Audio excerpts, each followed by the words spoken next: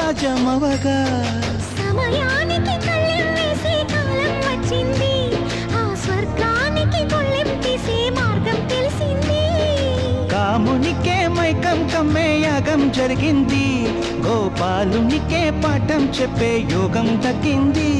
ఆ పాల పుంతని మలవేసి వరించే ఈ పూల పుంతలో పులకింతలు పుట్టించే నీ రసికతకే వేస్తా నా ఓటు, నా అలసటతో వేస్తా ఓటు. చిన్నగా చిన్నగా చిన్నగా మది కన్నులు విప్పిన కన్నెగా నీ మగసిరికే వేస్తా నా